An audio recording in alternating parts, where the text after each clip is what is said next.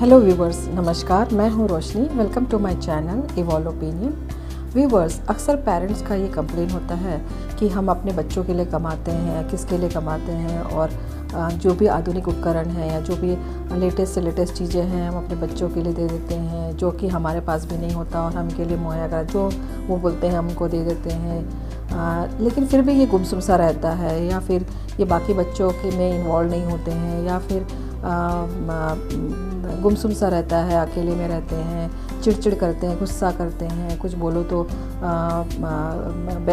बेचैन से हो जाते हैं, विचलित से हो जाते हैं। इस तरह की कंप्लेन आए दिन बहुत ज़्यादा आ रही है। अब ये ऐसा क्यों हो रहा है तो समझ में नहीं आ रहा। इसको आखिर चाहिए कि हम तो सब कुछ दे रहे हैं, हम तो सब कुछ कर रहे हैं, हम कमा किस ले रहे हैं, हम इनके लिए कमा रहे हैं। तो ये सब चीज़ें आ रही हैं। अब ऐसा होता क्यों है?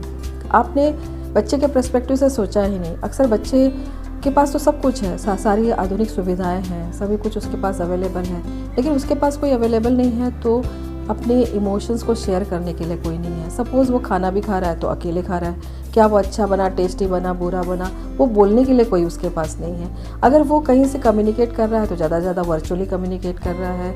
अगर माँ बाप से भी कभी बातचीत करता है तो sometimes he go through video calling and all those things, जिससे कि बातचीत हो रही, बट वो बहुत ही फॉर्मल होता है। जो कैजुअल लेवल में बातचीत होती है आमने सामने रहकर, वो नहीं हो पाती। पर कई बार तो आमने सामने माता पिता रहने के बावजूद भी ऐसा नहीं होता है। अभी तो इस चीज़ को लेकर और ज़्यादा ऐड हो गया है, किसने, कोरोना ने ऐड कर दिया है। पेरेंट्स चाहते हैं कि न्यूक्लियर फैमिली हो, और न्यूक्लियर फैमिली में भी सिंगल चाइल्ड हो। तो ऑब्वियस सी बात है, सिंगल चाइल्ड के लिए ये प्रॉब्लम बहुत ज़्यादा होती है। उसके पास सब कुछ अवेलेबल है, घर है, जो उसे चाहिए, घर पे आराम से रह रहे, जो उसे चाहिए वो सब चीज़ें अवेलेबल है, सारी आधुनिक सुविधाएं उस पास उपलब्ध है। लेकिन उसके पास उपलब्ध कोई नहीं है तो उसके साथ शेयर करने वाला, उसका इमोशन कोई नहीं है, ना उसके साथ कोई अफेक्शन मिल रहा है, ना उसको अटेंशन मिल रहा है। क्या वो कर रहा है या ड्रॉ कर रहा है तो वो दिखाना चाहता है कि मैंने ऐसा ड्रॉ किया। वो आपसे सुनना चाहता है कि आपने अच्छा ड्रॉ किया, नहीं किया, या ये कलर लगाना है। तो उसको कहीं ना कहीं लगता है कि कोई मेरे साथ इन्वॉल्व है, मेरे स्टेट ऑफ माइंड के साथ है।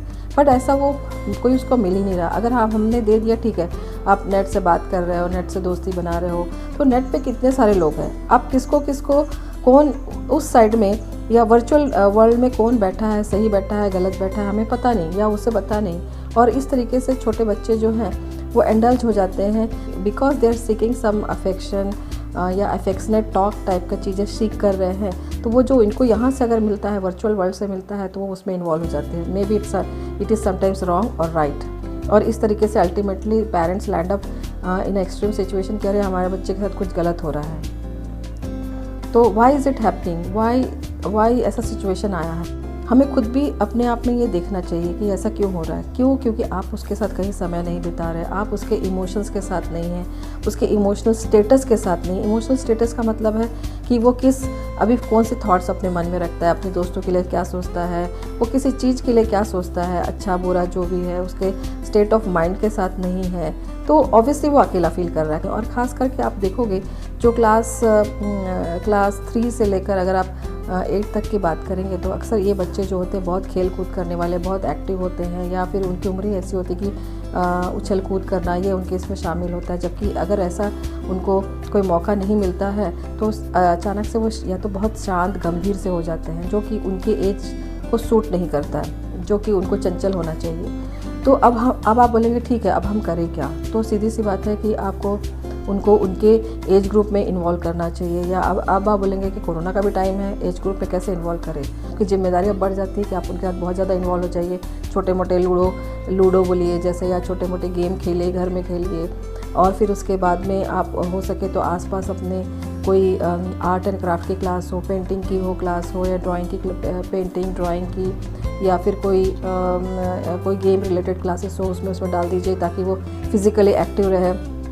और उसका इमोशनल वेंटिलेशन हो, साथ में वो अब इसको करने से फ़ायदा ये है कि वो अपने एज ग्रुप में जाते हैं, अपने एज ग्रुप में बातचीत करते हैं, उनका बातचीत करने का तरीका अलग होता है जो हमसे नहीं कर सकते, बिकॉज़ बड़ों की तरफ से उनको हमेशा इंस्ट्रक्शन वाला रोल रहता है, इंस्ट्रक्शन वाले फॉर्म में पाते हैं, तो इसलिए वो इतना खुलकर भी नहीं बात कर पाते जो एक्चुअली वो अपने दोस्तों के बीच में करते हैं या अपने हम उम्र के बीच में करते हैं। उनका वहाँ पे लीडरशिप क्वालिटी बढ़ता है कि या ग्रुप में बातचीत करने का या फिर ग्रुप फॉर्म करने का रूल्स, अपने वो लोग अपना एक रूल सेटअप करते हैं, उसमें उनका कम्युनिकेशन और कन्वर्सेशन चलता है, उस तरीके की उनकी बातचीत हुई जो घर पे नहीं कर सकते। घर से अक्सर ऑर्डर्स ऊपर से फ्लो होते हैं एंड वो फॉलो करते, दे अगर वो करते भी हैं तो एक्सेप्ट होता, ठीक है, नहीं तो नहीं, इट्स ओके। हम उम्र में जो वो जिस तरीके से अपने आप को कंफर्टेबल पाते वो हमारे साथ उतना नहीं कर सकते, ये हमको रियलाइज़ करना चाहिए।